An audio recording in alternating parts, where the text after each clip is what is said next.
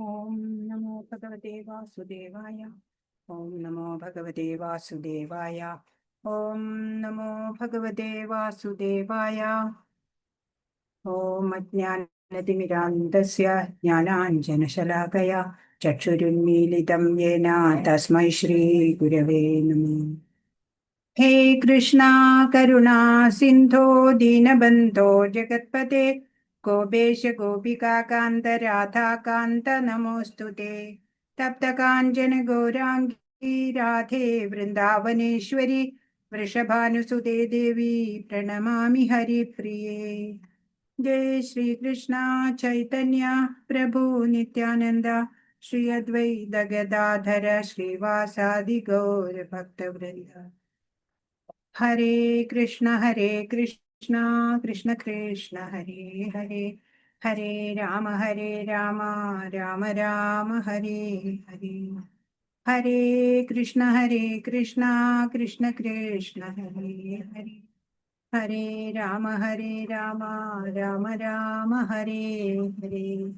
ഹരേ കൃഷ്ണ കൃഷ്ണ കൃഷ്ണ ഹരേ ഹരേ, ഹരേ രാമ രാമ രാമ ഹരേ ഹരേ. ശ്രീ രാധാ ഗോവിന്ദ की जय, श्रील प्रभुपाद की जय, गुरु महाराज की जय. हरे कृष्णा. हरे कृष्ण माताजी, प्रणाम माताजी. हरे कृष्ण माताजी. हरे कृष्णा. ശ്രീ രാധാ ഗോവിന്ദ് ടെമ്പിൾ ഇസ്കോൺ മാംഗ്ലൂരിൽ നിന്നുള്ള 18 ദിവസത്തെ ഗീതാധ്യയനം 7ാം ദിവസത്തിലേക്ക് എല്ലാവർക്കും സ്വാഗതം. ഇന്ന് ജ്ഞാനവിജ്ഞാന യോഗം അധ്യായം 7 നമ്മൾ നോക്കുന്നത്. കഴിഞ്ഞ ദിവസം നമ്മൾ ധ്യാനയോഗം കണ്ടു അല്ലേ? അപ്പോൾ അതില് ധ്യാനത്തിലൂടെ അല്ലെ, അഷ്ടാംഗ യോഗയിലൂടെ ഒക്കെ ഭഗവാനിലേക്ക് വരാം. മനസ്സിനെ ഇന്ദ്രിയങ്ങളെ ഒക്കെ നിയന്ത്രിക്കുക, അതിനാ യോഗം സഹായിക്കുന്നത് എന്നൊക്കെ നമ്മൾ കഴിഞ്ഞ ദിവസം കണ്ടു. ഈ അധ്യായത്തില് ഭൗതികവും ആധ്യാത്മികവുമായിട്ടുള്ള എല്ലാത്തിൻ്റെയും പരമകാരണവും അതുപോലെ പരിപാലകനുമായിട്ടുള്ളത് ഭഗവാൻ കൃഷ്ണൻ തന്നെയാണ് എന്നുള്ള ആ കൃഷ്ണ തത്വം അതാ ഇവിടെ പറയുന്നത്. 7ാമത്തെ അധ്യായം മുതൽ നമ്മൾ ഭക്തി യോഗമാണ് പഠിക്കാൻ തുടങ്ങുന്നത്. 1ാമത്തെ വിഭാഗം 6 അധ്യായങ്ങള് കർമ്മയോഗത്തിന്റെ കഴിഞ്ഞതാ. ഇനി നമ്മൾ 7 തൊട്ട് 12 വരെ ഭക്തിയോഗം എന്നുള്ള വിഭാഗമാണ് നോക്കുന്നത്. ഈശ്വരൻ ആരാണ്, അദ്ദേഹത്തിന്റെ ഐശ്വര്യങ്ങൾ എന്തൊക്കെയാണ് എന്നൊക്കെ ഇവിടെ പറയാണ്. ഭഗവാനെ കുറിച്ച് നമ്മൾ കേൾക്കണം, നല്ലതുപോലെ ശ്രവിക്കുക. അങ്ങനെ കേൾക്കുക വഴിയാണ് നമുക്ക് ഭഗവാനെ കുറിച്ച് ജ്ഞാനം ഉണ്ടാവുന്നത്. ഈ ഭൗതിക ലോകം എന്ന് പറയണത് എത്രയോ മുമ്പ് ഉണ്ടായതാ. അതിന്റെ യജമാനനെ കുറിച്ച് നമ്മൾക്ക് അറിയില്ല. അപ്പൊ ആ യജമാനൻ തന്നെ പറഞ്ഞു തരണം, എന്നാലേ നമുക്ക് മനസ്സിലാവുള്ളൂ. അതാ ഇവിടെ ഭഗവാൻ നമുക്ക് പറഞ്ഞു തന്നുകൊണ്ടിരിക്കുന്നത്. 1ാമത്തെ ശ്ലോകം ഭഗവാനാ പറയുന്നത്. ശ്രീ ഭഗവാനുവാച മയ്യാസക്തമനാ പാർത്ഥ യോഗം യുഞ്ജന്മദാശ്രയ അസംശയം സമഗ്രം മാം യഥാ ജ്ഞാസ്യസി തച്ഛൃണു. തത് ശൃണു എന്നുള്ളത് കൂട്ടി വായിക്കുമ്പോൾ തച്ഛൃണു എന്നാവും. തത് ശൃണു എന്നാണ്. അത് ഞാൻ പറഞ്ഞു തരാം എല്ലാം, അത് കേൾക്കൂ എന്നാണ് ശ്രീ ഭഗവാൻ പറഞ്ഞു.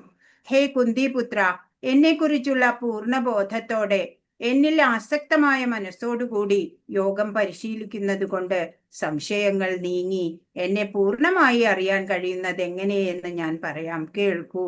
ഞാൻ പറഞ്ഞു തരാം, അത് നീ കേൾക്കൂ. തത് ശൃണു എന്ന് പറഞ്ഞാൽ അത് കേൾക്കൂ എന്നാണ്.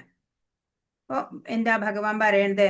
ഭഗവാനെ കുറിച്ചുള്ള പൂർണ്ണ ബോധത്തോടെ അല്ലേ, ബോധത്തോടെ ഭഗവാനില് ആസക്തമായ മനസ്സോടു കൂടിയിട്ട് യോഗം പരിശീലിക്കുക. അങ്ങനെ ചെയ്യുമ്പോൾ നമ്മുടെ എല്ലാ സംശയങ്ങളും നീങ്ങിയിട്ട് ഭഗവാനെ പൂർണ്ണമായിട്ട് അറിയാൻ കഴിയും. അതെങ്ങനെയാണ് എന്ന് ഞാൻ നിനക്ക് പറഞ്ഞു തരാം. തത് ശൃണു, അത് കേട്ടോളൂ എന്ന് പറയാണ്. ഭഗവാനെ അറിയാൻ നമ്മൾ എന്തു ചെയ്യണം?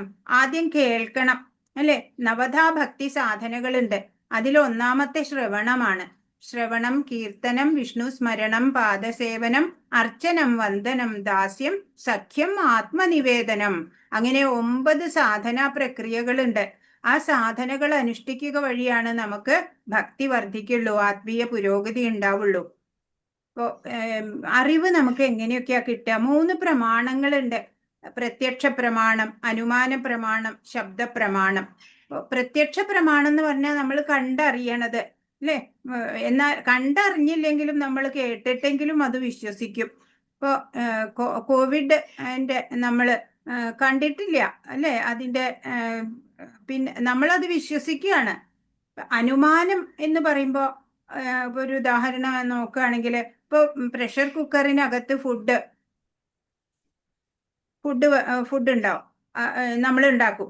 അപ്പൊ അത് വേവുന്നത് നമ്മൾ എത്രയോ വിസിൽ വരുമ്പോൾ നമ്മൾ വിചാരിക്കും ഇപ്പോഴത് വെന്തിട്ടുണ്ടാവും എന്ന്. അനുമാനമാണ്. ചിലപ്പോൾ തുറന്നു നോക്കുമ്പോൾ വെന്തിട്ടുണ്ടാവില്ല. അങ്ങനെ ശബ്ദപ്രമാണം എന്ന് പറഞ്ഞാൽ ആധികാരിക സോഴ്സിൽ നിന്ന് നമ്മൾ കേൾക്കുക, അങ്ങനെ നമ്മൾ ആ അറിവ് നേടുക. അങ്ങനെ 3 പ്രമാണങ്ങളാ. ഇപ്പോൾ ഗർഭസ്ഥ ശിശുവിന് ആദ്യം ചെവി ഉണ്ടാവും എന്നാ, അതുപോലെ മരിക്കുമ്പോഴും ചെവിയാണത്രേ ഒടുക്കം ജഡമാവുക. അപ്പൊ ആ ശ്രവണത്തിന്റെ മഹത്വമാണ് അത് കാണിക്കണത് അല്ലെ? ചെവി എത്താത്ത ശൃണു, അത് ഞാൻ നിനക്ക് പറഞ്ഞു തരാം, അത് നീ കേൾക്കൂ. എങ്ങനെ എന്നെ അനുഭവിച്ചറിയാം എന്ന് ഞാൻ പറയാം, അത് കേൾക്കൂ എന്നാ ഭഗവാൻ പറയണത്. ശൃണ്വതാം, ഭാഗവതത്തിലെ 2 ശ്ലോകങ്ങളാ. ശൃണ്വതാം സ്വകഥാം കൃഷ്ണ പുണ്യശ്രവണ കീർത്തന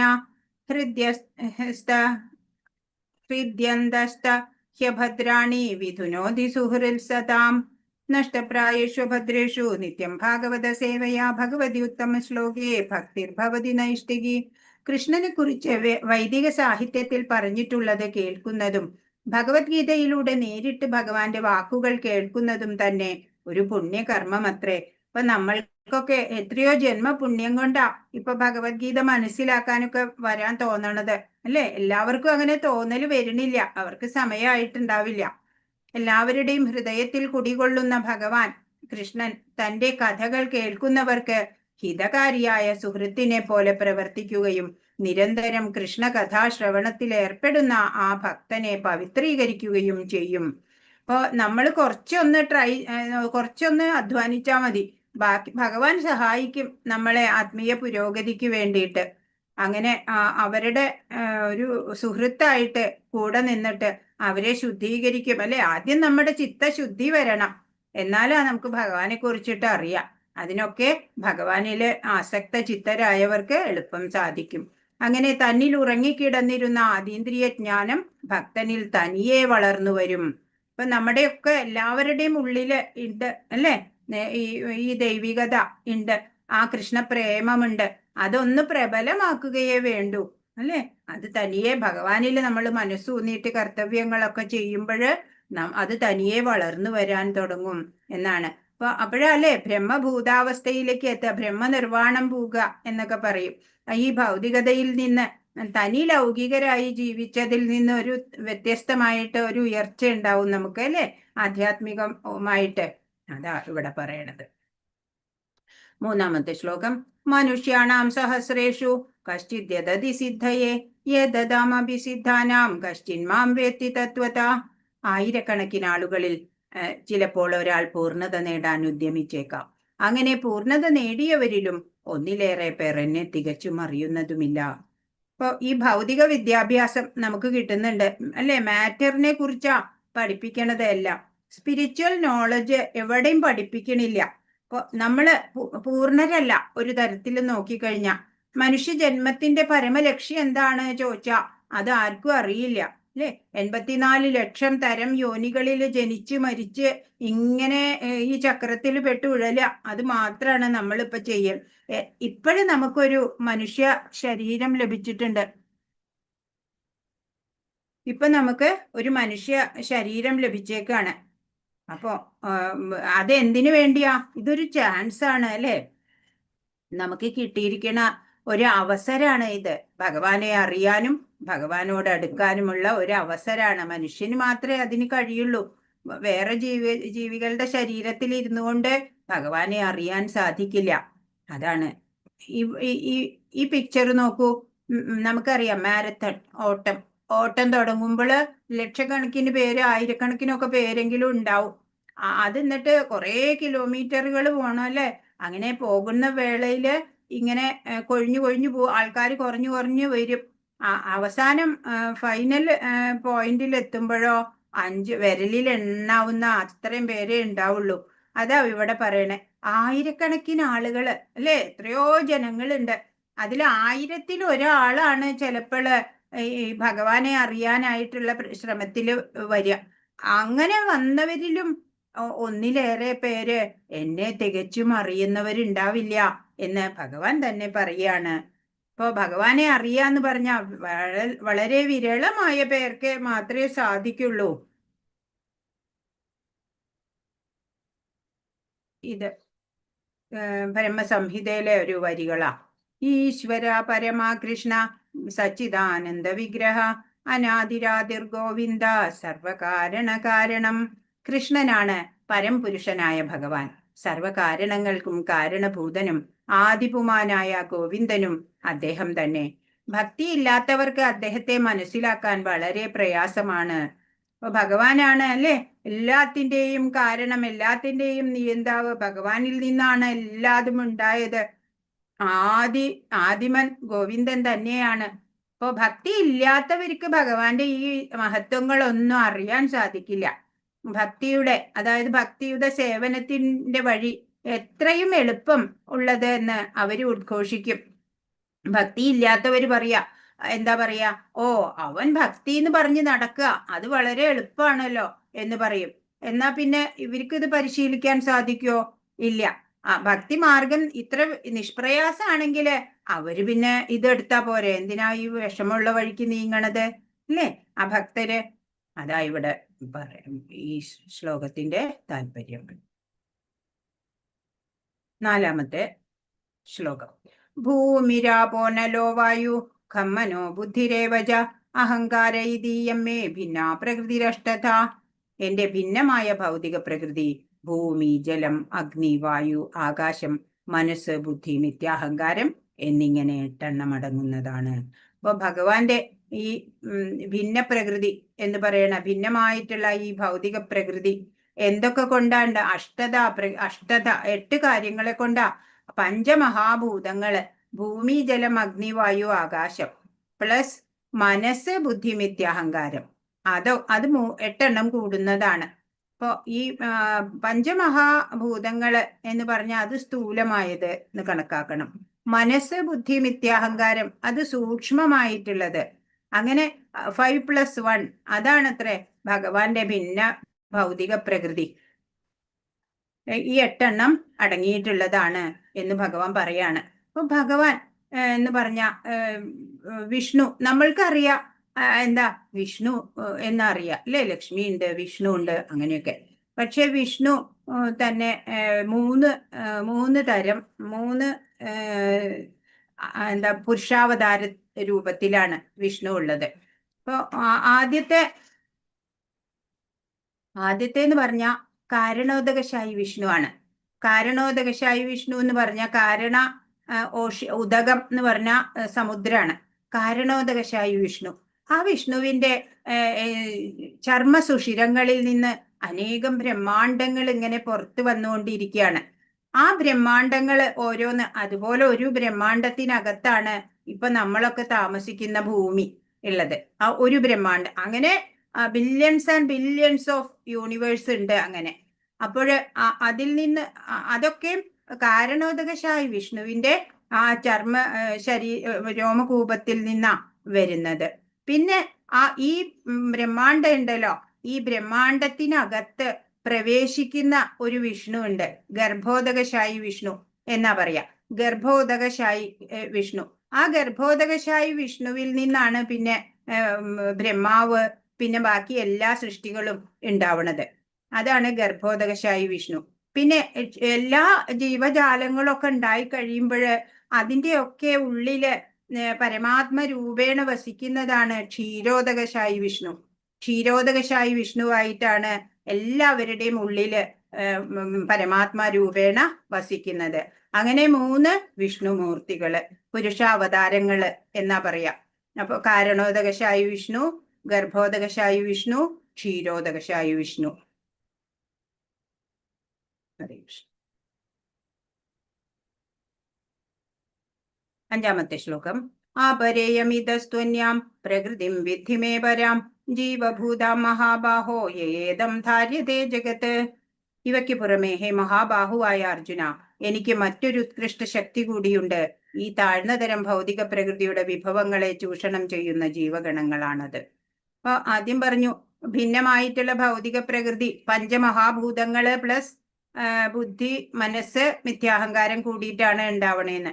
അത് കൂടാതെ ഭഗവാന് വേറൊരു ഉത്കൃഷ്ട ശക്തിയുണ്ട്. അതെന്താണ്? ഈ താഴ്ന്ന തരം ഭൗതിക പ്രകൃതിയുടെ വിഭവങ്ങളെ ചൂഷണം ചെയ്യുന്ന ജീവഗണങ്ങള്. അതാരാ? നമ്മളൊക്കെ തന്നെ. 84 ലക്ഷം തരം ജീവജാലങ്ങളുണ്ടല്ലോ, ഈ ജീവഗണങ്ങള്. അവര് തന്നെയാണ് ഈ ഉത്കൃഷ്ട ശക്തി. ഭഗവാന്റെ ഉത്കൃഷ്ട ശക്തിയാണ് നമ്മളൊക്കെ. കാരണം നമ്മൾ ഭഗവത് അംശമാണ്. അതുകൊണ്ട് നമ്മളൊക്കെയും ഭഗവാന്റെ ആ ഉത്കൃഷ്ട ശക്തിയാണ്. ഇവരെന്താ ചെയ്യണേ? താഴ്ന്ന തരം ഭൗതിക പ്രകൃതി എന്ന് പറഞ്ഞു. ആ ഭൗതിക പ്രകൃതിയെ ചൂഷണം ചെയ്യാൻ ശ്രമിക്കുക, ആ വിഭവങ്ങളെ. അല്ലെ, നമ്മള് ആവശ്യത്തിലധികം നമ്മൾ ഈ പ്രകൃതിയിൽ നിന്ന് സ്വീകരിക്കാൻ ശ്രമിക്കുമ്പോഴാ നമുക്ക് ക്ലേശങ്ങൾ അനുഭവിക്കേണ്ടി വരുന്നത്. അതാ ഇവിടെ പറയണത്. പഞ്ചഭൂതങ്ങള്, മനസ്സ്, ബുദ്ധി, മിഥ്യാഹങ്കാരം കൂടിയ ഭിന്ന പ്രകൃതി ഉണ്ട്. പിന്നെ ഉത്കൃഷ്ട ശക്തി എന്താ? ആത്മാവ്. അതാണ് ഉത്കൃഷ്ട ശക്തി. നമ്മൾ ഭഗവാന്റെ അംശാണ്. കടലും കടലിലെ ഒരു തുള്ളി വെള്ളവും പോലെയാ. ഈ ഭൗതിക ബന്ധനത്തെ വിച്ഛേദിക്കാനുള്ള കഴിവുണ്ട് നമുക്ക്. അങ്ങനെയുള്ള കഴിവോട് കൂടിയിട്ടാണ് നമ്മൾ വന്നിട്ടുള്ളത്. അപ്പൊ നമ്മൾ അതിനൊന്ന് ശ്രമിക്കേ വേണ്ടൂ. ഇപ്പൊ നമ്മൾ പഠിച്ചു അല്ലെ, കണ്ണാടി ഈ പൊടി കൊണ്ട് മൂടുന്നു, അതുപോലെ തീയെ പുക കൊണ്ട് മൂടുന്നു. അപ്പൊ ആ പുക ഒന്ന് നീക്കി കഴിഞ്ഞാൽ തീ ആളിക്കത്താൻ തുടങ്ങും. അതുപോലെ നമ്മൾക്ക് ജീവസത്തകൾക്ക് ഭഗവാനെ അറിയാൻ എളുപ്പമാണ്. അവരൊന്ന് ചെറുതായിട്ടൊന്ന് ശ്രമിക്കുക മാത്രമാണ് വേണ്ടു. ഭഗവാനാണ് എല്ലാത്തിന്റെയും നിയന്താവ്. ജീവസത്തകളൊക്കെ ഭഗവാന്റെ അധീനരാണ്. അപ്പൊ ഭഗവത്ഗീതയുടെ ദൃഷ്ടിയില് ഈ ജീവസത്തകള് കൃഷ്ണന്റെ വിവിധ ശക്തികളിൽ ഒന്നു മാത്രമാണ് എന്നാ ഭഗവാൻ ഇവിടെ പറഞ്ഞു തരുന്നത്. ഹരേ കൃഷ്ണ. ഏഴാമത്തെ ശ്ലോകം. പര. ഇവിടെ പര എന്നാണ് കേട്ടോ. പരതരം നാന്യത് കിഞ്ചിദസ്തി ധനം ജയ മയി സർവമിതം പ്രോതം സൂത്രേ മണിഗണായിവ. ഹേ ധനഞ്ജയ, എന്നേക്കാൾ ശ്രേഷ്ഠമായൊരു സത്യമില്ല. മുത്തുകൾ നൂലിന്മേൽ എന്ന പോലെ സർവവും എന്നിൽ ഇണക്കി കോർക്കപ്പെട്ടിരിക്കുന്നു. അപ്പൊ ഈ മാല ഇവിടെ കാണുന്നുണ്ട് അല്ലെ, ഒരു മാല, മുത്തുകൾ കാണുന്നുണ്ട്. അപ്പൊ എങ്ങനെയാ ഇതൊരു മാലയാവണത്? അതിന്റെ അകത്തൊരു നൂല് വേണം അല്ലെ. നൂലില് കൃത്യമായിട്ട് അത് കോർക്കപ്പെട്ടത് കൊണ്ടാണ് അതവിടെ ഒരു രൂപത്തിലിരിക്കണത്. അതല്ലെങ്കിൽ എല്ലാ മുത്തുകൾ ചിതറിപ്പോകും അല്ലെ. അതുപോലെയാണ് ഈ പ്രപഞ്ചത്തില് billions and billions of universe എല്ലാം അതാതിന്റെ പൊസിഷനില് വേണ്ട രീതിയിൽ നിലനിൽക്കുന്നത് എന്തുകൊണ്ടാ? ഭഗവാൻ അതിൽ ഉൾപ്പൂകിയിട്ട് അതിനെ നിലനിർത്തുന്നത് കൊണ്ടാണ്. പക്ഷെ നമ്മൾ കാണുമ്പോഴെന്താ? ഈ പ്രകൃതി മാത്രമേ, നമുക്ക് ചുറ്റുമുള്ളത് മാത്രമേ കാണുന്നുള്ളൂ, ഭഗവാനെ കാണുന്നില്ല അല്ലെ. ഈ മാലയിൽ എങ്ങനെ നൂലിനെ കാണുന്നില്ലയോ, അതേപോലെ ഭഗവാനെ നമ്മൾക്ക് കാണുന്നില്ല അല്ലെ. നൂല് കാണില്ല, മാലയ്ക്ക് അകത്താണ് അത്. നൂലില്ലെന്നുണ്ടെങ്കിലോ എല്ലാം ഛിന്ന ഭിന്നമായി പോവും അല്ലെ. കാരണോദകശായി വിഷ്ണുവിന്റെ രോമകൂപത്തിൽ നിന്ന് ബ്രഹ്മാണ്ടങ്ങൾ ഉത്ഭവിക്കുന്നു എന്ന് പറഞ്ഞു. അവയെ എല്ലാം നിലനിർത്തുന്നത് ഭഗവാൻ തന്നെയാണ്. ഇപ്പൊ നമ്മളൊരു ടിപ്പിക്കൽ എക്സാമ്പിൾ പറയുകയാണെന്നുണ്ടെങ്കിൽ, ഒരു കുട്ടി സ്കൂളിൽ നിന്ന് വരുമ്പോ വീട്ടിൽ വന്നു. അപ്പൊ ടേബിളിന്റെ മുകളില് വണ്ടിയുടെ താക്കോൽ ഇരിക്കുന്നുണ്ട്. അപ്പൊ കുട്ടിക്ക് അറിയാം അച്ഛൻ വീട്ടിലുണ്ട് എന്ന്. അച്ഛനെ കണ്ടിട്ടില്ല, താക്കോല് കണ്ടപ്പോ മനസ്സിലാക്കുകയാണ് അച്ഛൻ പുറത്തു പോയിട്ടില്ല, വീട്ടിലുണ്ട് എന്ന്. അതുപോലെയാണ് ഈ ഭഗവാന്റെ വിഭൂതികൾ കണ്ടിട്ട് നമുക്ക് മനസ്സിലാക്കാം ഭഗവാൻ ഉണ്ട് എന്ന്. ഭഗവാന്റെ ആ ശക്തി വൈഭവങ്ങളിലൂടെ നമ്മൾക്ക് അനുഭവിച്ചറിയാൻ സാധിക്കുകയാണ് ചെയ്യുക ഭഗവാനെ. ചരാചരാത്മാവാണ് ഭഗവാൻ. ചരങ്ങളും അചരങ്ങളുമായ എല്ലാത്തിലും ഭഗവാൻ ഉൾപ്പൂകി അവയെ പ്രവർത്തിപ്പിക്കുന്നുണ്ട് എന്ന് നമ്മൾ അറിയണം. അതിന്റെ ഉദാഹരണമായിട്ടാണ് ഈ നൂലിൽ കോർക്കപ്പെട്ടിരിക്കുന്ന മുത്തുകൾ എന്ന പോലെ. ഹരേ കൃഷ്ണ. 8ാമത്തെ ശ്ലോകം. രസോഹമപ്സു കൗന്ദേയ പ്രഭാസ്മി ശശി സൂര്യയോ പ്രണവ സർവവേദേഷു ശബ്ദഖേ പൗരുഷം നൃഷു. എന്താണ് ആപ? അപ്സു, ആപ എന്ന് പറഞ്ഞ വെള്ളം എന്നാണ്. വെള്ളത്തിന്റെ രസം. ഹേ കുന്തിപുത്ര, ജലത്തിലെ രസവും സൂര്യചന്ദ്രന്മാരിലെ പ്രകാശവും വേദമന്ത്രങ്ങളിലെ പ്രണവവും ആകാശത്തിലെ ശബ്ദവും പുരുഷന്റെ പൗരുഷവും ഞാനാകുന്നു. അപ്പൊ എന്താ ഭഗവാൻ പറയണത്? ഈ ജലത്തിന് രുചിയില്ല എന്ന് പറയും അല്ലെ എല്ലാവരും. പക്ഷെ ദാഹിച്ചു വലഞ്ഞു വരുമ്പോ ഒരു ഗ്ലാസ് വെള്ളം, പച്ചവെള്ളം എടുത്ത് കുടിച്ചു നോക്കണം. അപ്പോഴറിയാലേ അതിന്റെ രുചി. ഇപ്പൊ ജലത്തിന്റെ രസം അത് ഭഗവാനാണ്. അതുപോലെ സൂര്യൻ, ചന്ദ്രൻ ഇവയ്ക്കൊക്കെ തേജസ് കൊടുക്കുന്നത് ഭഗവാനാണ്. വേദമന്ത്രങ്ങളിലെ പ്രണവം എന്ന് പറഞ്ഞ ഓംകാരം, ഓം എന്ന് ഉച്ചരിക്കുന്നത്. ഓം നമോ നാരായണായ, ഓം നമോ ഭഗവതേ വാസുദേവായ, എല്ലാത്തിലും ഓം ഉണ്ട് അല്ലെ? പ്രണവം അത് ഭഗവാനാണ്. ആകാശത്തിലെ ശബ്ദം, എല്ലാത്തിനും ഈ പഞ്ചമഹാഭൂതങ്ങൾക്കൊക്കെ ഒരു തന്മാത്രയുണ്ട്. അത് ആകാശത്തിന് ശബ്ദമാണ് അതിന്റെ തന്മാത്ര. പുരുഷന്റെ പൗരുഷം എല്ലാം ഞാനാകുന്നു അല്ലെ? മിടുക്കന്മാരായ കുട്ടികളുടെ ആ കഴിവ് ഭഗവാനാണ്. അങ്ങനെ സ്ത്രീകളുടെ സ്ത്രീത്വം അതൊക്കെയും ഭഗവാൻ തന്നെയാണ്. ചിലത് മാത്രം ഇവിടെ പറഞ്ഞിരിക്കണു എന്നേ ഉള്ളൂ. എങ്ങനെയാണ് ഭഗവാനെ നമുക്ക് എപ്പോഴും ഓർക്കാൻ പറ്റുക? നമ്മൾ കുടിക്കുന്ന ആ ജലത്തിന്റെ രുചി അത് ഭഗവാനാണ്. സൂര്യചന്ദ്രന്മാരുടെ പ്രകാശം, ഓങ്കാരം എല്ലാം ഭഗവാനാണ്. ഹരേ കൃഷ്ണ മഹാമന്ത്രത്തിൽ ഓമില്ല എന്ന് പറയും അല്ലെ? കൃഷ്ണൻ ഉണ്ടെങ്കിൽ പിന്നെ വേറെ ഓം ആവശ്യമില്ല. അതിലെല്ലാം ഉണ്ട് അല്ലെ?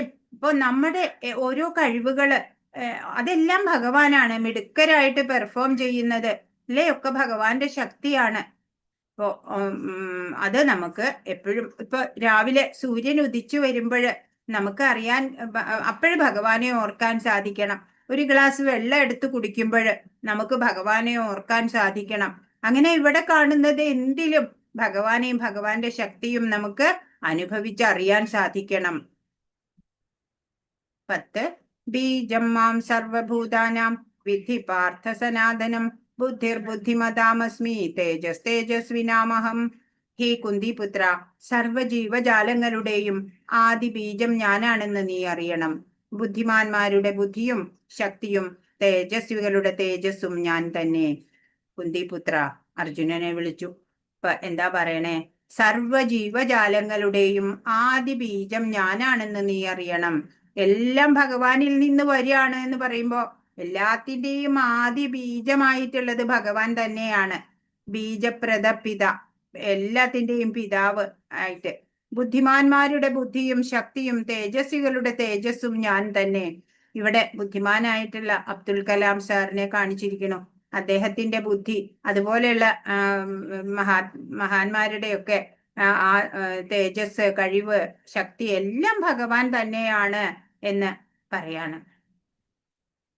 12 യേ ചൈവ സാത്വികാ ഭാവ രാജസാസ്താമസാച്യേ മത്തയേ വേദിതാൻ വിധി നത്വഹം തേഷു തേ മയി. സാത്വികങ്ങളും രാജസങ്ങളും താമസങ്ങളുമായ എല്ലാ അവസ്ഥകളും എന്റെ ശക്തിയുടെ ബഹിസ്ഫുരണങ്ങളാണ്. ഒരർത്ഥത്തിൽ അവയെല്ലാം ഞാൻ തന്നെ. എങ്കിലും ഞാൻ അവയ്ക്ക് അധീനനല്ല. ഞാൻ ഭൗതിക ഗുണങ്ങൾക്ക് അധീനനല്ല, മറിച്ച് അവയെല്ലാം എന്നിൽ നിലകൊള്ളുന്നു. ഭഗവാൻ പറയാണ്, നമ്മൾ 3 ഗുണങ്ങളെ പറ്റി പഠിച്ചു. സാത്വികം, രാജസം, താമസം. അങ്ങനെ 3 ഗുണങ്ങളുണ്ട്. എല്ലാ അവസ്ഥകളും ഭഗവാന്റെ ശക്തിയുടെ ബഹിസ്ഫുരണങ്ങളാണ്. എല്ലാം ഭഗവാൻ തന്നെയാണ്, എല്ലാ പ്രകൃതി ഗുണങ്ങളും എന്ന് വേണമെങ്കിലും പറയാം. പക്ഷെ ഭഗവാൻ അതിനൊന്നും അധീനനല്ല, ഭൗതിക ഗുണങ്ങൾക്ക് അധീനനല്ല. പക്ഷെ അവയൊക്കെ ഭഗവാനില് നിലകൊള്ളുന്നുണ്ട് എന്ന് മാത്രം നമ്മൾ മനസ്സിലാക്കണം. ഇപ്പൊ ഇവിടെ 3 ഗുണങ്ങളെ കാണിക്കുകയാണ്. നമ്മള് അതിനനുസരിച്ചാണ് നമ്മള് പ്രവർത്തിക്കുന്നത്, പപ്പറ്റ്സിന്റെ പോലെ അല്ലെ. 14 ദൈവീഹേഷ ഗുണമയി മമ മായാ ദുരത്യയ മാമേവയേ പ്രപദ്യന്തേ മായാമേതാം തരന്തി തേ. 3 പ്രകൃതി ഗുണങ്ങൾ അടങ്ങിയ എന്റെ ദിവ്യ ശക്തിയെ അതിജീവിക്കുക എളുപ്പമല്ല. എന്നാൽ എനിക്കായി സ്വയം സമർപ്പിക്കുന്നവർക്ക് അത് നിഷ്പ്രയാസം സാധിക്കും. അപ്പോ ഭഗവാൻ പറഞ്ഞു തരികയാണ്, ഈ പ്രകൃതി ഗുണങ്ങൾ അടങ്ങിയ എന്റെ ദിവ്യശക്തി, അതായത് ഭഗവാന്റെ യോഗമായ, ഭഗവാന്റെ ത്തിലുള്ള ആ ദിവ്യശക്തിയെ അതിജീവിക്കുക എളുപ്പമല്ല നമ്മളെ പോലെയുള്ളവർക്ക്, അല്ലേ? എന്നാലോ ഒരു മാർഗമുണ്ട് അതിനെ അതിജീവിക്കാൻ. എന്താണ്? ഭഗവാനായിക്കൊണ്ട് സ്വയം സമർപ്പിക്കുന്നവർക്ക് അത് നിഷ്പ്രയാസം സാധിക്കും എന്നാ പറയണേ. എന്റെ ത്രിഗുണങ്ങളുടെ പ്രഭാവത്താലാണ് വ്യക്തി യഥാർത്ഥ രൂപം അറിയാത്തത് എന്ന് ഭഗവാൻ പറയാണ്. അപ്പൊ ഭഗവാന്റെ ആ ദിവ്യ ശക്തിയെ മറികടക്കുക അത് നമ്മളെ പോലെയുള്ളവർക്ക് എളുപ്പമല്ല.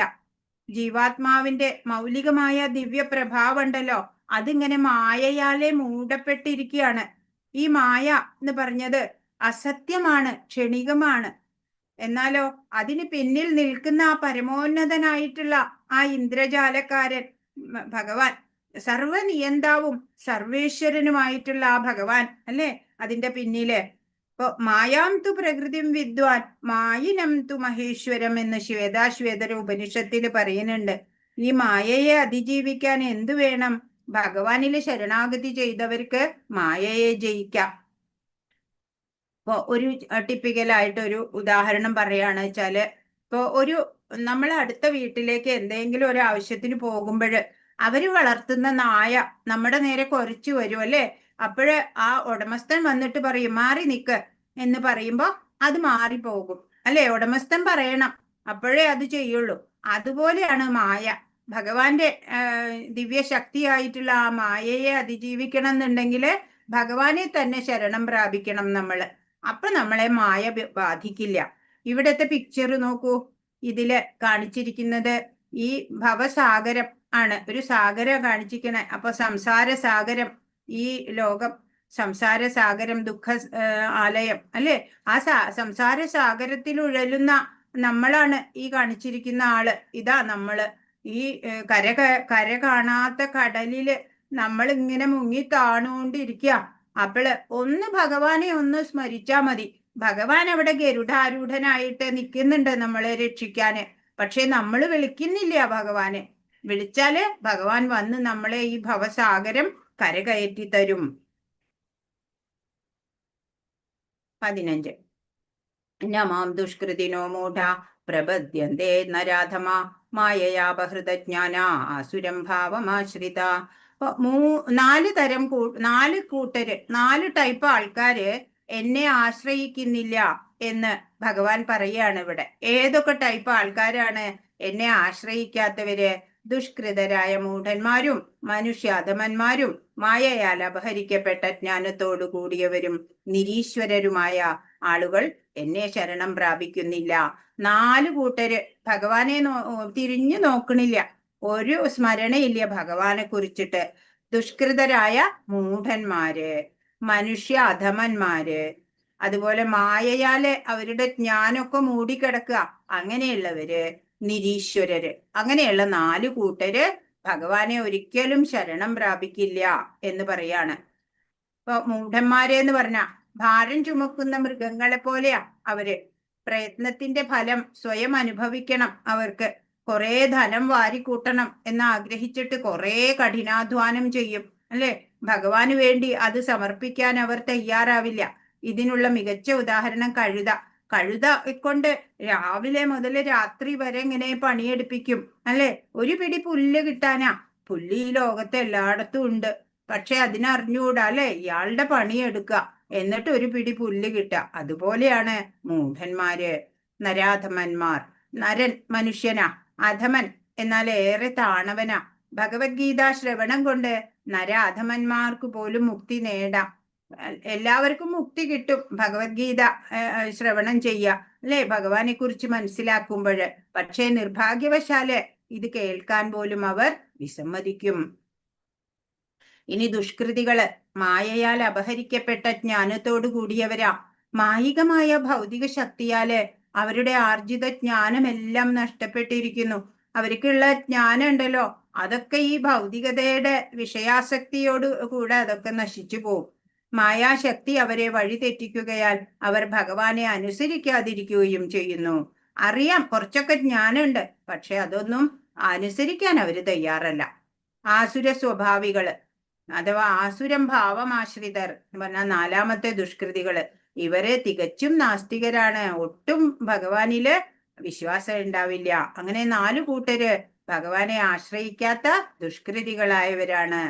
ഇനി സുകൃതികളെ കുറിച്ചാ പറയണത്. ചതുർവിധ ഭജന്തേ മാം ജന സുകൃതിനോർജുന ആർത്തോ ജിജ്ഞാസുരർത്ഥാർത്ഥി ജ്ഞാനീച ഭരതർഷഭ. ഹേ ഭരതകുലശ്രേഷ്ഠ, സുകൃതികളായ 4 കൂട്ടരാണ് എന്നെ ഭജിക്കുന്നത്. ദുഃഖിതൻ, ധനകാംക്ഷി, ജിജ്ഞാസു, പരമസത്യത്തെ അന്വേഷിക്കുന്ന ജ്ഞാനി. 4 പേര് ഭഗവാനെ ആശ്രയിക്കാൻ ശ്രമിക്കുന്നവരാ. ആരൊക്കെയാ? ദുഃഖിതൻ. ദുഃഖിതൻ എന്ന് പറഞ്ഞാൽ നമുക്ക് എന്തെങ്കിലും ദുഃഖമോ വിഷമോ ഒക്കെ വരുമ്പോ ഭഗവാനെ എന്ന് വിളിക്കും, അല്ലേ? അതുപോലെ ധനകാംക്ഷി, എന്തെങ്കിലും ദ്രവ്യങ്ങള് എന്തെങ്കിലുമൊക്കെ നേട്ടങ്ങൾക്ക് വേണ്ടിയിട്ട് ഭഗവാനെ വിളിക്കുന്നവരുണ്ട്. പിന്നെ ജിജ്ഞാസു, ഭഗവാനെ കുറിച്ച് അറിയണം എന്നുള്ള ആഗ്രഹത്തോടെ ഇരിക്കുന്നവരുണ്ട്, ജിജ്ഞാസുക്കള്. പിന്നെയോ പരമസത്യത്തെ അന്വേഷിക്കുന്ന ജ്ഞാനി. പരമസത്യമുണ്ട് എന്നൊക്കെ ജ്ഞാനമുണ്ട്, പക്ഷെ അതിനെ അന്വേഷിച്ച് കണ്ടെത്തും ജ്ഞാനി. അതാണ് ജ്ഞാനി. അങ്ങനെ 4 കൂട്ടര് ഭഗവാനെ ആശ്രയിക്കുന്നവര്. അപ്പൊ ആരൊക്കെയാ? ദുഃഖിതൻ, ധനകാംക്ഷി, ജിജ്ഞാസു, ജ്ഞാനി. അങ്ങനെ 4 കൂട്ടര് സുകൃതികള്. അവര് ഭഗവാനില് ആശ്രയം തേടും. ഇവിടെ കാണിച്ചിരിക്കുന്നത് കുറെ പിക്ചേഴ്സ് ആണ്. ഈ പറഞ്ഞതിനുള്ള ഉദാഹരണമായിട്ട് കാണിച്ചിരിക്കുകയാണ്. ഇപ്പൊ ഇവിടെ കാണിച്ചിരിക്കുന്നത് ഗജേന്ദ്രനെയാണ്. ഭാഗവതത്തിലെ ഫേമസ് കഥയാണ് ഗജേന്ദ്രൻ. അപ്പൊ ഈ ഇന്ദ്രദ്യുമ്നൻ എന്നുള്ള രാജാവ് ഒരിക്കല് ഇങ്ങനെ എന്താ പറയാ, സമാധിയിൽ ഇരുന്ന വേളയില് അഗസ്ത്യ മുനി അവിടെ വരികയാണ്. അപ്പൊ മുനിയെ കണ്ടിട്ട് ബഹുമാനിച്ചില്ല എന്ന് പറഞ്ഞിട്ട്, അദ്ദേഹം കാണാഞ്ഞിട്ടാ, അദ്ദേഹം സമാധി അവസ്ഥയിലായിരുന്നത് കൊണ്ടാ കാണാത്തത്. എന്നാലും ശപിച്ചു, നീ മതയാനയായി പോകട്ടെ, നിനക്ക് അത്രയ്ക്ക് മതം ഉണ്ട്, അതുകൊണ്ടാ എന്നെ ബഹുമാനിക്കാത്തേന്ന് പറഞ്ഞിട്ട് നീ ഒരു ആനയായി മാറട്ടെ എന്ന് ശപിച്ചു. അങ്ങനെ ഗജേന്ദ്രൻ എന്നുള്ള ആനയായിട്ട് മാറി. അപ്പോഴ് ഈ ഇവിടെ ഒരു മുതല കടിച്ചിട്ടുണ്ട് കാലുമ്മ. ആ മുതലയും ശാപം കിട്ടിയ ഒരു ഗന്ധർവനാ, ഹു എന്നുള്ള ഗന്ധർവനായിരുന്നു. അതെങ്ങനെയാണെന്ന് വെച്ചാൽ, ഒരു മഹാത്മാവ് ആയിട്ടുള്ള ഒരു ആചാര്യൻ ജലത്തിലിറങ്ങി തർപ്പണം ചെയ്യുന്ന വേളയില് വെള്ളത്തിലൂടെ ചെന്നിട്ട് അദ്ദേഹത്തിന്റെ കാല് പിടിച്ച് വലിച്ച് തട്ടിയിടുക, വെറുതെ ഒരു കളി തമാശയ്ക്ക് വേണ്ടിയിട്ട്. അദ്ദേഹം ശപിച്ചു, നീ ഒരു മുതലയായി പോകട്ടെ എന്ന്. അങ്ങനെ അപ്പൊ ഭഗവാനെ വിളിച്ചു. ഇന്ദ്രദ്യുമ്ന രാജാവ് ഭക്തനായിരുന്നു. അപ്പൊ അദ്ദേഹത്തിന് ഭഗവാനെ ശരണാഗതി ചെയ്യാണ്. അങ്ങനെ ഭഗവാൻ ഗരുഡാരൂഢനായി വന്ന് ആദ്യം ഈ ഗന്ധർവനായിട്ടുള്ള മുതലയ്ക്ക് ആദ്യം മോക്ഷം കൊടുത്തു. പിന്നീട് ഗജേന്ദ്രന് മോക്ഷം കൊടുക്കുന്ന കഥയാണ് ഈ രണ്ടാമത്തെ കഥ. പാഞ്ചാലി വസ്ത്രാക്ഷേപം നമുക്കറിയാം, അല്ലെ? ഭഗവാനെ 2 കൈയും ഉയർത്തിയിട്ട് പാഞ്ചാലി വിളിച്ചു, ഹൃദയവാസിൻ എന്ന്, അല്ലെ? ആദ്യം ദ്വാരകാനാഥ എന്ന് വിളിച്ചു, വന്നില്ല. പിന്നെ ഹൃദയവാസിൻ, ഹൃദയ കമലവാസിൻ എന്ന് ഭഗവാനെ വിളിച്ചു. ഭഗവാൻ വന്ന് സഹായിക്കുന്നതാ. ഇവിടെ കാണിച്ചിരിക്കുന്നത് വ്യാസ ഭഗവാന്റെ പത്നിയായിട്ടുള്ള വാടിക. അവരുടെ ഗർഭസ്ഥ ശിശുവായിട്ട് ശ്രീശുകൻ, ബ്രഹ്മർഷി, ആത്മജ്ഞാനിയായിട്ടുള്ള ആ ശ്രീശുകൻ 16 വർഷം ആ ഗർഭത്തിൽ കിടന്നു, പുറത്തു വന്നില്ല. അപ്പോഴ് ഭഗവാൻ നേരിട്ട് വന്നു, പുറത്തു വരൂ എന്ന് പറഞ്ഞു, ഞാൻ വരില്ല, മായ ബാധിക്കും എന്ന്. അല്ല, മായ ബാധിക്കില്ല, ഞാൻ ഉറപ്പ് തരണു എന്ന് പറഞ്ഞ് അങ്ങനെയാണ്. ഇവിടെ ശുഗബ്രഹ്മർഷി പരീക്ഷിത്ത് മഹാരാജാവിന് ഭാഗവതം പറഞ്ഞു കൊടുക്കുന്നതാ. പിന്നെ ഇവിടെ ധ്രുവൻ, ചെറിയ കുട്ടി, അല്ലെ? ആ ഉത്താനപാദ മഹാരാജാവിന് 2 ഭാര്യമാര്, സുരുചി, സുനീതി. അതില് രണ്ടാമത്തെ ഭാര്യ സുരുചിയോടാ താല്പര്യം.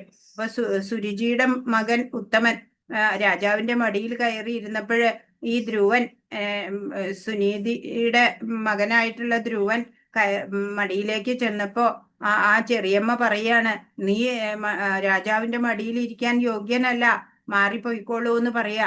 കുട്ടിക്ക് സങ്കടം വന്നു. അമ്മയുടെ അടുത്ത് പറഞ്ഞപ്പോ അമ്മ പറഞ്ഞു, സാരമില്ല, നമ്മുടെ കർമ്മ ഫലാണ് അത്, നീ ഭഗവാനെ ആശ്രയിച്ചോളൂ മോനെ, നിനക്ക് എല്ലാം നേടാൻ പറ്റും എന്ന് പറഞ്ഞു. അങ്ങനെ ഈ കുട്ടി ഭഗവാനെ കാണാൻ പോവുക, 5 വയസ്സുള്ള കുട്ടി. അങ്ങനെ നാരദ മഹർഷിയെ വഴിയിൽ കണ്ടപ്പോ നാരദ മഹർഷി പറഞ്ഞു, മോൻ ചെറിയ കുട്ടിയാ, തിരിച്ചു പോവാൻ പറഞ്ഞു. ഇല്ല എന്ന് ദൃഢനിശ്ചയത്തോടെ ഞാൻ ഭഗവാനെ കണ്ടേ ചെയ്യുള്ളൂ എന്ന് പറഞ്ഞു. അങ്ങനെ കാട്ടിലേക്ക് പോയി നാരദ മഹർഷി എല്ലാം പറഞ്ഞൊക്കെ കൊടുത്തു. ഇന്ന പോലെ ചെയ്യണം, ഓം നമ ഭഗവതേ വാസുദേവായ എന്നുള്ള മന്ത്രം ചൊല്ലിക്കോളൂ, എല്ലാം പറഞ്ഞു കൊടുത്തു. അങ്ങനെ കഠിനമായിട്ടുള്ള തപസ് ചെയ്തു ഈ കുട്ടി. ഭഗവാൻ വന്നു. ഭഗവാനെ കണ്ടപ്പോഴോ വേറെ ഒന്നും വേണ്ട, അല്ലെ, അർത്ഥാർത്ഥിയായിട്ട് പോയതാ. പക്ഷെ ഭഗവാനെ കണ്ടപ്പോ ഭഗവാനെ മാത്രം മതി. അങ്ങനെ പിന്നെ ഇതെന്ന് പറഞ്ഞ സുഗ്രീവൻ, ശ്രീരാമചന്ദ്ര പ്രഭു സുഗ്രീവനുമായിട്ട് സഖ്യം ചെയ്യണതാ നമുക്കറിയാം. അപ്പൊ ഈ സുഗ്രീവൻ നഷ്ടപ്പെട്ട രാജ്യം തിരിച്ചെടുക്കാൻ വേണ്ടിയിട്ട്, അല്ലെ, ശ്രീരാമചന്ദ്രനുമായിട്ട് സഖ്യം ചെയ്യാണ്. ഇവിടെ കാണിച്ചിരിക്കുന്നത് അനേകം മഹാത്മാക്കൾ വന്നിട്ട് സത്സംഗം നടത്താണ്. ജ്ഞാനാർജനത്തിനായിട്ട് പണ്ഡിതന്മാരെയും ഋഷിവര്യന്മാരെയും ഒക്കെ കണ്ടിട്ട് അവരിൽ നിന്ന് ജ്ഞാനം സമ്പാദിക്കുകയാണ് ചെയ്യണത്. അപ്പൊ ആദ്യത്തെ രണ്ടെണ്ണം എന്താണ്? ദുഃഖിതര്.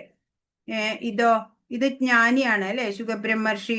ഇതോ ജ്ഞാനം പകർന്നു കൊടുക്കുക. ഇത് അർത്ഥാർത്ഥിയായിരുന്നു. ഈ രണ്ടുപേര്, ധ്രുവനും സുഗ്രീവനും അർത്ഥാർത്ഥികളായിരുന്നു. ഇതോ ജ്ഞാനിയാണ്, അല്ലെ, ജിജ്ഞാസുക്കളാണ് ഇവിടെ ഇരിക്കണേ പരീക്ഷിത്ത് മഹാരാജാവ്. അങ്ങനെ ഉള്ള കഥകളാണ്. 19 ബഹൂനാം ജന്മനാമന്തേ ജ്ഞാനവാൻമാൻ പ്രപദ്യതേ വാസുദേവ സർവമിതി സമഹാത്മാസു ദുർലഭ. അസംഖ്യം ജനന മരണങ്ങൾക്ക് ശേഷം ജ്ഞാനവാനായ വ്യക്തി സർവജ്ഞനാണ്. കാരണങ്ങൾക്കും കാരണഭൂതനും സർവവ്യാപിയുമെന്ന് മനസ്സിലാക്കി എന്നെ അവർ ശരണം പ്രാപിക്കുന്നു. അപ്രകാരമുള്ള മഹാത്മാക്കൾ വളരെ വിരളമാണ്. അപ്പൊ എന്താ പറയണേ? അസംഖ്യം ജനന മരണങ്ങൾ കഴിഞ്ഞിട്ടാണ് ഒരു ജ്ഞാനവാനായിട്ടുള്ള വ്യക്തി സർവജ്ഞനായിട്ട് മാറുന്നത്. വാസുദേവനാണ് എല്ലാം എന്ന് മനസ്സിലാക്കുന്നത് അനേക കോടി ജന്മങ്ങൾ കഴിഞ്ഞിട്ടാ ചില പേര് മനസ്സിലാക്കുന്നത്. അങ്ങനെയാ, എന്നിട്ടാണ് അവര് ഭഗവാനെ ശരണം പ്രാപിക്കുന്നത്. അങ്ങനെയുള്ള മഹാത്മാക്കൾ പോലും വളരെ തുച്ഛമാണ്, വിരളമാണ്. ഭക്തിപൂർവം സേവനവും ആധ്യാത്മിക അനുഷ്ഠാനങ്ങളും തുടർന്നു പോരണ ജീവാത്മാവ് എണ്ണമറ്റ ജന്മങ്ങൾക്കു ശേഷം ഭഗവാൻ കൃഷ്ണനാണ് ആത്മസാക്ഷാത്കാരത്തിന്റെ പരമലക്ഷ്യം എന്നുള്ള ആ ദിവ്യജ്ഞാനം നേടുകയാണ് ചെയ്യുന്നത്. തുടക്കത്തിൽ ഭൗതികതയോട് ആസക്തി വിടാൻ എല്ലാവർക്കും പ്രയാസമായിരിക്കും. ഭക്തിഭരിത സേവനം ചെയ്തിട്ട് ഭഗവാനിൽ ആകൃഷ്ടനായിട്ട് അവിടത്തേക്ക് സ്വയം സമർപ്പിതരാവുകയാണ് വേണ്ടത്. ഇപ്പോ ഭക്തിലതയുടെ വിത്ത് അത് നമ്മളുടെ ഉള്ളിൽ ഇങ്ങനെ അങ്കുരിക്കണം. എല്ലാവരുടെ ഉള്ളിലുണ്ടാവും. അതിങ്ങനെ വെള്ളം നനച്ച് അത് അങ്കുരിച്ചു വരണം. അങ്ങനെ അത് വളർന്ന് ഭഗവാന്റെ പാദങ്ങളിൽ മുട്ടണം. അതിനെന്താ? ഭക്തി സാധനകള്, ശ്രവണം, കീർത്തനം, ഭക്തി സേവനം അങ്ങനെയൊക്കെ ചെയ്ത് ആ ചെടി നനച്ച് വളർത്തണം. 20 കാമൈസ്തൈസ്തൈർഹൃതജ്ഞാന പ്രപദ്യന്തേ അന്യദേവത തം നിയമമാസ്ഥായ പ്രകൃത്യാ നിയതാ സ്വയാ. ഭൗതിക അഭിലാഷങ്ങളാൽ അപഹരിക്കപ്പെട്ട ജ്ഞാനത്തോടു കൂടിയവർ ദേവന്മാരെ ശരണം പ്രാപിക്കുന്നു. പ്രത്യേക നിയമങ്ങളും നിബന്ധനകളും അനുസരിച്ച് അവർ സ്വപ്രകൃതിയാൽ ദേവന്മാരെ ആരാധിക്കുന്നു. ഇപ്പൊ ഭൗതികമായിട്ട് പലതും നേടണം എന്ന് തോന്നുന്ന അവരുണ്ടാവും, അല്ലെ? എനിക്ക് അത് വേണം, ഇത് വേണം എന്നൊക്കെ ആഗ്രഹമുള്ളവര്, അവര് ഈ അന്യദേവന്മാരെയൊക്കെ ശരണം പ്രാപിക്കും. ഇപ്പൊ പ്രത്യേക നിയമങ്ങളോ നിബന്ധനകളോ അനുസരിച്ചൊന്നും അല്ല അവര് സ്വന്തം തോന്നിയ പോലെ ആ ദേവന്മാരെ ആരാധിക്കണം.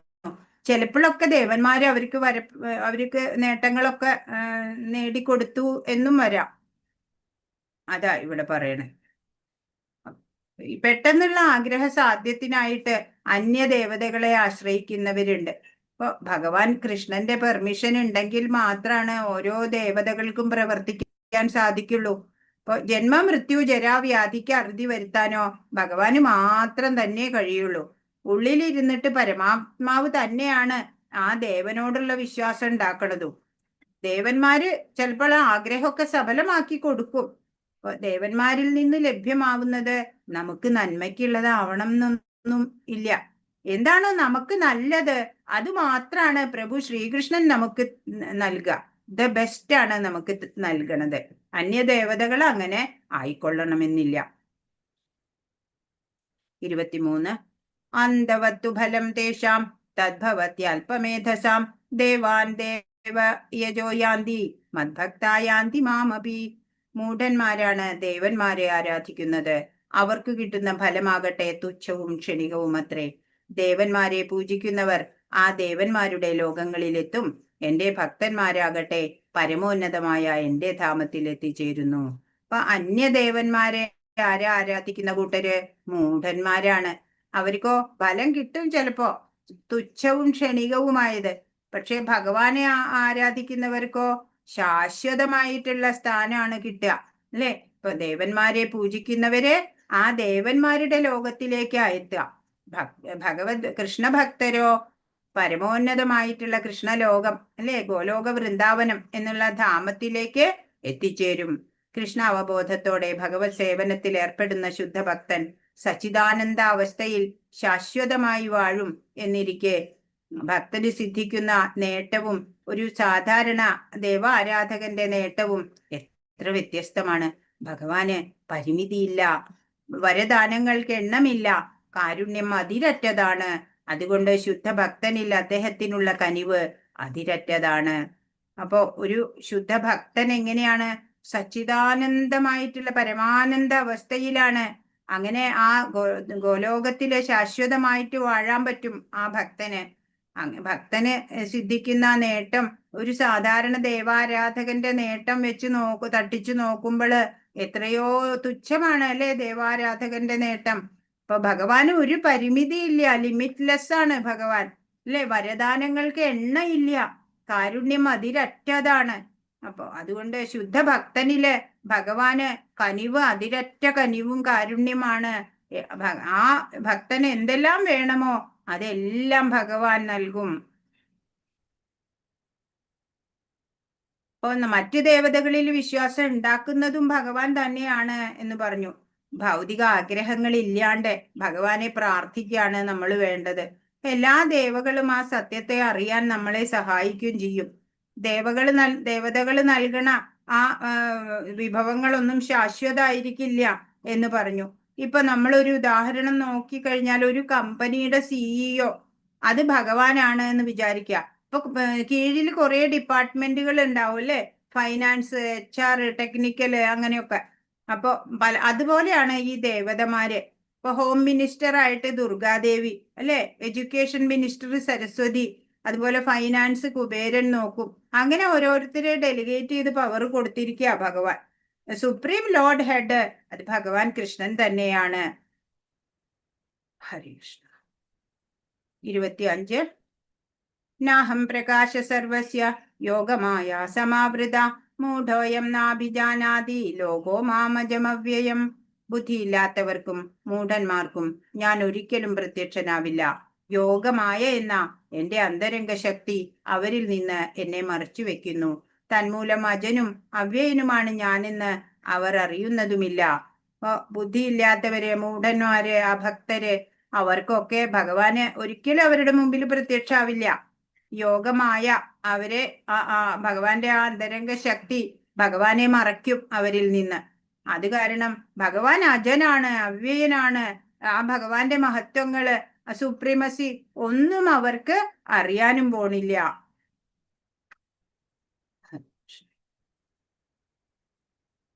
26 വേദാഹം സമതീതാനി വർത്തമാനാനി ചാർജുന ഭവിഷ്യാണി ച ഭൂതാനി മാം തു വേദന കശ്ചന. ഹേ അർജുന, പരമപുരുഷനായ എനിക്ക് പണ്ടുണ്ടായതും ഇന്ന് സംഭവിക്കുന്നതും മേലിൽ വരാൻ പോകുന്നതുമായ എല്ലാം അറിയാം. എല്ലാ ജീവാത്മാക്കളും എനിക്ക് സുപരിചിതരാണ്. പക്ഷെ എന്നെ ആർക്കും അറിയാൻ വയ്യ. പാവല്ലേ ഭഗവാൻ? ഭഗവാനെ ആരും അറിയണില്ല. ഭഗവാൻ എല്ലാവരെ കുറിച്ചിട്ട് വരാൻ പോണതും പണ്ടുണ്ടായതും ഇനിയിപ്പൊ എന്താ സംഭവിക്കണേന്നും എല്ലാം ഭഗവാൻ അറിയാം. എല്ലാവരെ കുറിച്ചും അറിയാം. എന്നാ നമ്മക്കോ ഭഗവാനെ കുറിച്ചിട്ട് ഒന്നും നമുക്ക് അറിയണില്ല. അപ്പൊ നമ്മൾ അത് അറിയാൻ ശ്രമിക്കണം, അല്ലെ? നമ്മളെക്കാൾ കൂടുതൽ ഭഗവാൻ ആഗ്രഹിക്കുകയാണ് നമ്മളെ ഭഗവാന്റെ ധാമത്തിലേക്ക് കൊണ്ടുപോകാൻ വേണ്ടി. 28 യേഷാം ദ്വന്ദ്ഗതം പാപം ജനാനാം പുണ്യകർമ്മണാം തേ ദ്വന്ദ്മോഹ നിർമുക്ത ഭജന്തേ മാം ദൃഢവ്രത. പൂർവജന്മങ്ങളിലും ഈ ജന്മത്തിലും പുണ്യകർമ്മങ്ങൾ ചെയ്തിട്ടുള്ളവർ അവരുടെ പാപഫലങ്ങൾ നിർമാർജനം ചെയ്ത് ദ്വന്ദ്വ്യാമോഹങ്ങളിൽ നിന്ന് വിമുക്തരാകുന്നു.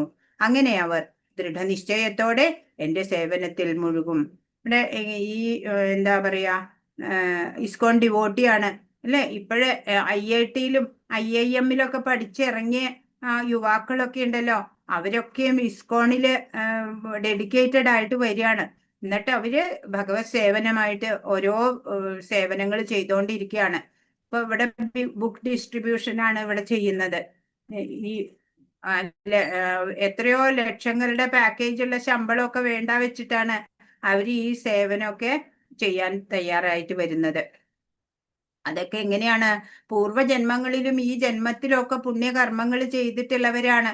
അവരുടെ പാപഫലങ്ങളൊക്കെ നിർമാർജനം ചെയ്തു. അവർക്ക് ഈ ദ്വന്ദ്വ്യാമോഹങ്ങളൊന്നും ഉണ്ടാവില്ല അല്ലെ. കുറെ ധനം നേടണം അങ്ങനെയൊന്നും, ഭഗവാനെ മാത്രമാണ് അവർക്ക് നേടേണ്ടതുള്ളൂ. അങ്ങനെ ദൃഢനിശ്ചയത്തോടെ അവര് ഭഗവത് സേവനത്തിൽ മുഴുകാണ് ചെയ്യണത്. 30 സാധിഭൂതം ആദിദൈവം മാം സാധിയജ്ഞം ജയേ വിദു പ്രയാണകാലേ ബിജമാം തേ വിദുർയുക്തചേതസ. എന്നെ അറിയുകയും എപ്പോഴും എന്നെക്കുറിച്ചുള്ള ബോധം പുലർത്തുകയും ചെയ്യുന്നവർ ഭൗതിക പ്രപഞ്ചങ്ങളുടെയും ദേവന്മാരുടെയും സർവയജ്ഞങ്ങളുടെയും നിയന്താവായ ഭഗവാനാണ് ഞാനെന്നറിയുന്നവർ മരണസമയത്ത് പോലും എന്നെ സ്മരിക്കും. അപ്പോ ആരാണ് മരണസമയത്ത് ഭഗവാനെ സ്മരിക്കുക? ഭഗവാനെ നല്ലതുപോലെ ഭഗവാനെ കുറിച്ചുള്ള ബോധം ഉണ്ടാവുക അല്ലെ, കൃഷ്ണാവബോധം ഉണ്ടാവുക. അങ്ങനെ ചെയ്യുന്നവര് ഈ ഭൗതിക പ്രപഞ്ചങ്ങളുടെയും ദേവന്മാരുടെയും സർവയജ്ഞങ്ങളുടെയും നിയന്താവ് ഭഗവാനാണ് എന്ന് വ്യക്തമായിട്ട് ബോധ്യം ഉണ്ടാവും. അങ്ങനെ ഭഗവാൻ ആരാണ് എന്ന് അവര് തികച്ചും അറിഞ്ഞു കഴിഞ്ഞു.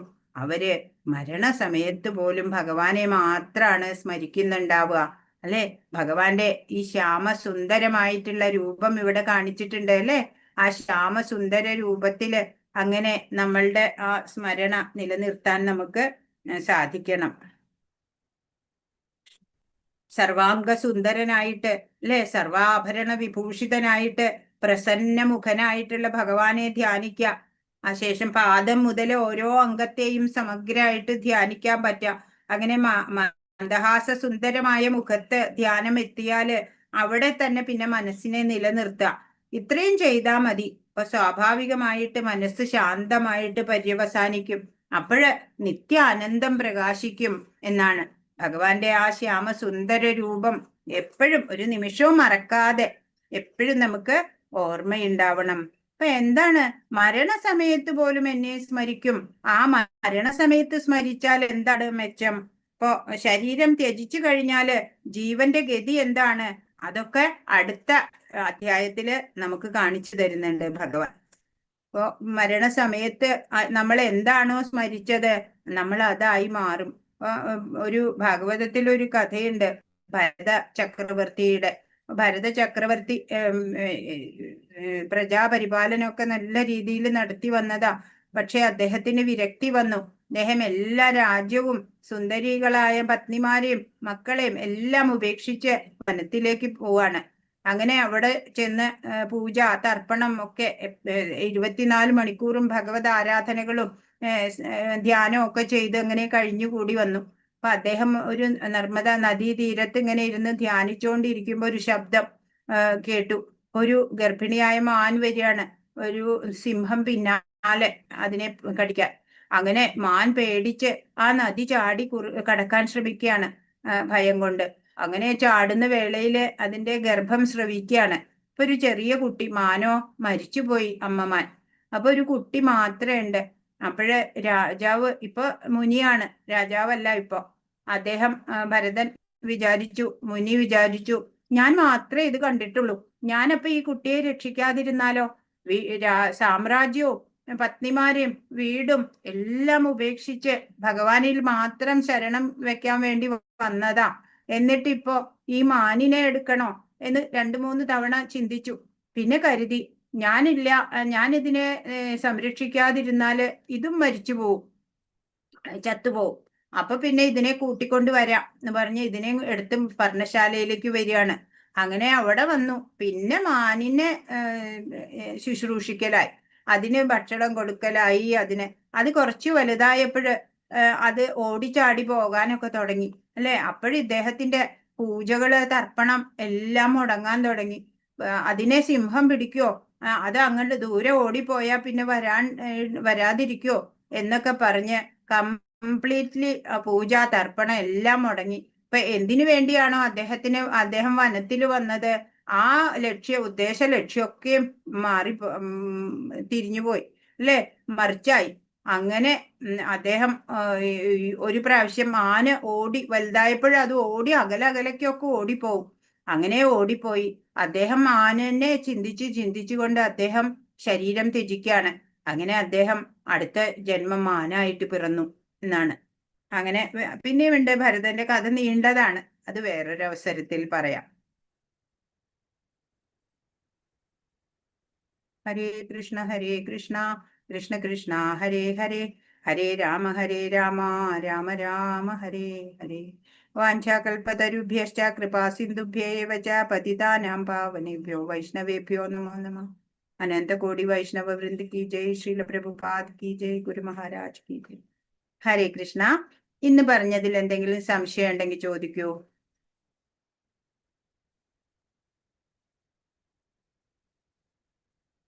ആരും കാണുന്നില്ലല്ലോ. ആരും എന്താ വീഡിയോ ഓൺ ചെയ്യാത്ത?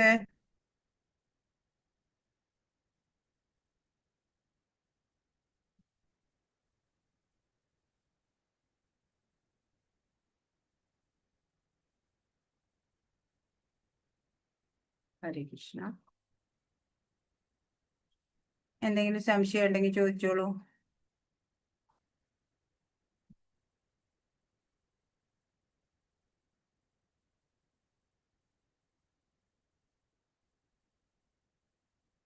ഇല്ലെങ്കിൽ ചോദ്യോത്തരം വായിച്ചോളൂ.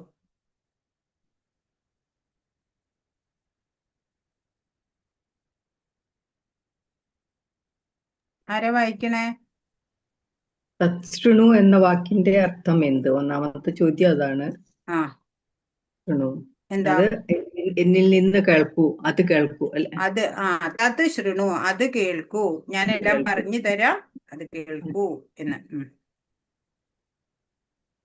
രണ്ടാമത്തത്, 3 വിഷ്ണു രൂപങ്ങൾ ഏതെല്ലാം?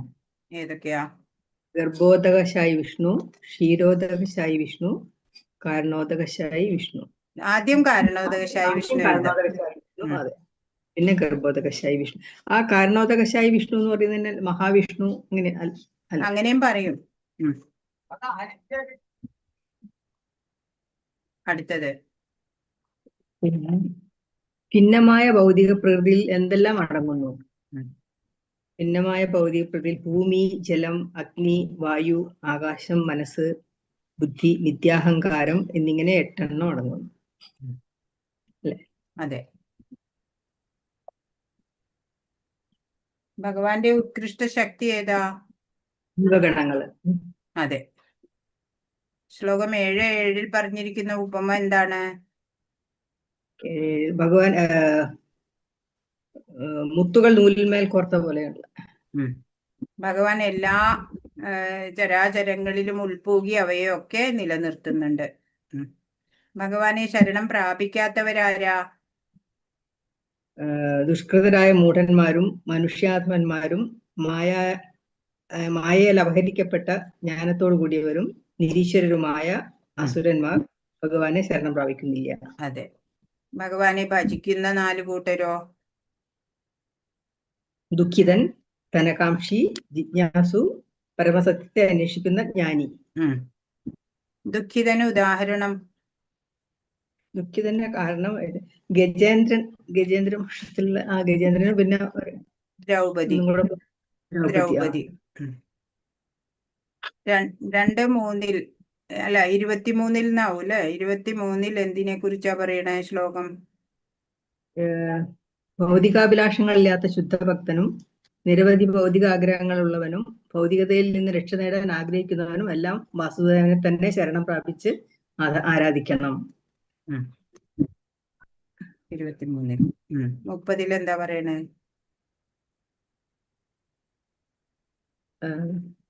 എപ്പോഴും ഭഗവാനെ കുറിച്ചുള്ള ബോധം പുലർത്തുന്നവർ ഭൗതിക പ്രപഞ്ചങ്ങളുടെയും ദേവന്മാരുടെയും സർവയജ്ഞങ്ങളുടെയും നിയന്താതാവായ ഭഗവാനാണ്.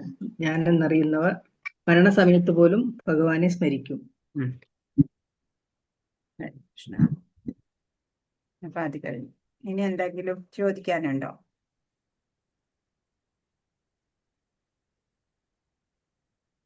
നമുക്ക് ഇതിൽ നിന്നൊക്കെ തന്നെ ആയിരിക്കും പരീക്ഷയ്ക്ക് ക്വസ്റ്റ്യൻ ഉണ്ടാവുക. അതെ അതെ, ഉണ്ടാവുള്ളൂ. സിമ്പിൾ ആയിട്ട് ചോദിക്കുള്ളൂ പരീക്ഷയ്ക്ക്. ഹരേ കൃഷ്ണ മാതാജി. ഹരേ കൃഷ്ണ. ഹരേ മാതാജി, എനിക്ക് ആ 3, അതായത് വിഷ്ണുവിനെ കുറിച്ച് ക്ലിയർ ആയില്ല, ഒന്ന് പറഞ്ഞു തരാമോ ശരിക്കും എന്താന്നുള്ളത്? അതായത് ഭഗവാന്റെ 3 പുരുഷാവതാരങ്ങള് ആണ് എന്നാ പറയാ. ഒന്നാമത്തെ അവതാരം കാരണോദകശായി വിഷ്ണു. എല്ലാ കാരണങ്ങൾക്കും കാരണമായിട്ടുള്ള കാരണ എന്ന് പറഞ്ഞ ഉദകം എന്ന് പറഞ്ഞ ഓഷ്യൻ ആണ്. ആ കാരണോദകശായി വിഷ്ണു ആ കാരണ ജലത്തിലാണ് കിടക്കണത്. ആ വിഷ്ണുവിന്റെ ചർമ്മസുഷിരങ്ങളിൽ നിന്ന് ഇങ്ങനെ അനേകം ബ്രഹ്മാണ്ടങ്ങൾ ഇങ്ങനെ യൂണിവേഴ്സ് ഇങ്ങനെ പുറത്തു വന്നുകൊണ്ടിരിക്കുകയാണ്. അനേകം യൂണിവേഴ്സ് ഉണ്ട് ഈ പ്രപഞ്ചത്തില്. അതുപോലെ ഒരു ബ്രഹ്മാണ്ടം, ആ ബ്രഹ്മാണ്ടത്തിനകത്തുള്ള 14 ലോകങ്ങളിലുള്ള ആ ഭൂമി എന്ന ആ ഗ്രഹത്തിലാണ് നമ്മളുള്ളത്. അപ്പോ ഈ ഭൗതിക ലോകം, ആധ്യാത്മിക ലോകങ്ങള് എന്നൊക്കെ പറയുന്നത് വളരെ വിസ്താരമുള്ളതാ. അത് നമ്മൾ 9ാം അധ്യായത്തിന്റെ കൂടെ നമ്മൾ ഗോലോക ചാർട്ട് കാണിക്കുമ്പോൾ മനസ്സിലാക്കാൻ പറ്റും. അത്രയും വിസ്മയകരമായിട്ടുള്ള വ്യാപ്തിയാണ് ഈ ലോകങ്ങൾക്കൊക്കെ ഉള്ളത്. അതുപോലെ ഭഗവാനിൽ നിന്നിങ്ങനെ ഈ ഒരു ബ്രഹ്മാണ്ടം തന്നെ നമ്മൾ വസിക്കുന്ന ഈ ഭൂമി ഉൾപ്പെടുന്ന ആ ബ്രഹ്മാണ്ടം തന്നെ എത്ര വലിപ്പമുള്ളതാണ്. അതുപോലെ billions and billions of universe ആണ് ഉള്ളത്. അപ്പൊ അതില് ഒരു ബ്രഹ്മാണ്ടത്തിനകത്ത് ഒരു വിഷ്ണു ഉണ്ടാവും. ഗർഭോദകശായി വിഷ്ണു പ്രവേശിക്കുകയാണ്. ആ ഗർഭോദകശായി വിഷ്ണു പ്രവേശിച്ച് ആ ഗർഭോദകശായി വിഷ്ണുവിന്റെ നാഭിയിൽ നിന്ന് ഒരു താമര വരും. ആ താമരയിലാണ് ബ്രഹ്മാവ് വരുന്നത്. ആ ബ്രഹ്മാവ് പിന്നെ സൃഷ്ടിയൊക്കെ നടക്കുന്നത് അവിടെയാ. അപ്പോ ആ സൃഷ്ടി നടക്കുന്ന അതില് ജീവാത്മാക്കള് ഒക്കെ ഉണ്ട് അല്ലെ. ചരങ്ങളും അചരങ്ങളുമായവയിലെല്ലാം ഭഗവാൻ ഉണ്ട് എന്ന് നമ്മൾ പഠിച്ചു. പരമാത്മാവായിട്ട് ആ പരമാത്മാവായിട്ട് ഇരിക്കുന്ന ആ വിഷ്ണുവാണ് ക്ഷീരോദകശായി വിഷ്ണു. ക്ഷീരസമുദ്രത്തിലാണ്, പാലാഴിയില് ഉള്ള ക്ഷീരസാഗരത്തില് കിടക്കുന്ന ആ വിഷ്ണു. ആ വിഷ്ണുവാണ് പരമാത്മാവായിട്ട് ഒരു പെരുവിരലിന്റെ അത്രയെന്നൊക്കെ പറയും ഉപനിഷത്തുകള്. അങ്ങനെ എല്ലാവരുടെയും ഹൃദയ ഗുഹയില്, ഹൃദയ അന്തർഭാഗത്ത് ഈ രക്തം പമ്പ് ചെയ്യണ ഹൃദയമല്ല ഇവിടെ ഉദ്ദേശിക്കണ ആ ഹൃദയ അന്തർഭാഗം എന്ന് പറയണത്. അവിടെ ഈ പരമാത്മാവായിട്ട് ക്ഷീരോദകശായി വിഷ്ണു സ്ഥിതി ചെയ്യാണ്. വ്യക്തായോ? ക്ലിയർ ആയോ പ്രഭു? ക്ലിയർ ആയി. പക്ഷെ നമ്മള് ആരാധിക്കുന്ന, അതായത് മഹാവിഷ്ണു, ഇതിൽ ആരാണ്? മഹാവിഷ്ണു കാരണോദകശായി വിഷ്ണു ആണ്. പത്മനാഭസ്വാമി ക്ഷേത്രത്തിലുള്ള ആ വിഷ്ണു എന്ന് പറഞ്ഞു കഴിഞ്ഞാൽ മഹാവിഷ്ണു കാരണോദകശായി വിഷ്ണു ആയിട്ട്. ശരി, ഓക്കെ. വളരെ സന്തോഷം മാതാജി. ഹരേ കൃഷ്ണ. അങ്ങനെയുള്ള ചോദിക്കാം. അതിനുവേണ്ടി പറഞ്ഞു തരാൻ വേണ്ടിട്ടല്ലേ നമ്മള്. ശരി, വളരെ സന്തോഷം. ഹരേ കൃഷ്ണ മാതാജി. ഹരേ കൃഷ്ണ. ഇനി എന്തെങ്കിലും ഉണ്ടോ?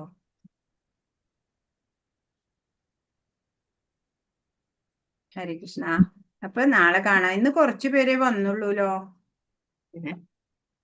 അറിയില്ല, സൺഡേ ആഘോഷിക്കാണോ? സൺഡേ പരിപാടി. കുറച്ചുപേര് ലീവ് പറഞ്ഞിട്ടുണ്ട്. അതെയോ? അങ്ങനെയുള്ളവർക്ക് ഇത് വേണമെങ്കിൽ ഇതില് യൂട്യൂബിലത് പിന്നെ ക്ലാസ് കാണാൻ കഴിയില്ല. അത് പിന്നെ എല്ലാവർക്കും കാണാം. അങ്ങനെയുള്ളവർക്ക് മാത്രല്ല, എല്ലാവർക്കും ഒന്നും കൂടെ കാണണമെന്നുണ്ടെങ്കിൽ കാണാം. യൂട്യൂബിൽ നല്ല വ്യൂവേഴ്സ് ഉണ്ട്. ഹരേ കൃഷ്ണ. ഞാന് രാത്രി 8:30-ക്കുള്ള ബാച്ചിലാണ് സാധാരണ കയറാറ്. അപ്പൊ ഇന്ന് എനിക്ക് ആ സമയത്ത് പറ്റില്ല. അതുകൊണ്ട് ഞാൻ ഇന്ന് മാതാജിയോട് പറഞ്ഞിട്ട് ഇതിൽ കയറിയതാണ് കേട്ടോ. അതൊന്നും കുഴപ്പമില്ല. അത് നല്ല കാര്യം. ഹരേകൃഷ്ണ മാതാജി, അറ്റൻഡൻസ് അവിടെ ആയിരിക്കും ഇടുക. മാതാജി ഒന്ന് പറയണേ. അല്ലെങ്കിൽ ഇവിടെയാണ് ഡെയിലി കയറുന്നത്, ഇവിടെയാണെങ്കിൽ അല്ല, ഇന്ന് മാത്രം എനിക്ക് ഇതിൽ വരണുള്ളൂ. മാതാജിയോട് അറ്റൻഡൻസ് ഇടാൻ പറയണേ. ഞാൻ പറഞ്ഞിട്ടുണ്ട്. അപ്പൊ ഇതിൽ കയറിക്കോളൂ എന്ന് പറഞ്ഞു. ഓക്കെ മാതാജി. ഹരേ കൃഷ്ണ. ശരി. ലൈവ് കാണാന്ന് പറഞ്ഞൊരു പ്രത്യേക സുഖ. സംശയം എന്തെങ്കിലും ഉണ്ടെങ്കിൽ അപ്പോഴും ചോദിക്കാം. മറ്റേതാകുമ്പോ അത് പറ്റില്ല. അതാണ്, അതിനാ ഒരു പ്രത്യേക സുഖ. അതാ ഞാൻ ലൈവിൽ തന്നെ കാണാൻ വേണ്ടി ശ്രമിക്കുന്നു. പിന്നെ ഒരിക്കലും പറ്റില്ലെങ്കിൽ പിന്നെ യൂട്യൂബിൽ നിന്ന് കാണാറുണ്ട്. വളരെ സന്തോഷം മാതാജി. ഹരേ കൃഷ്ണ. ഹരേ കൃഷ്ണ.